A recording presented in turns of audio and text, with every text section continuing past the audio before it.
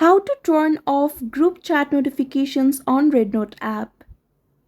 Hello everyone, welcome back to Tutorials Point.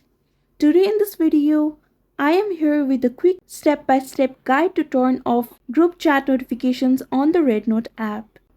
So now let's get started. First of all you need to do is launch the REDnote app on your device.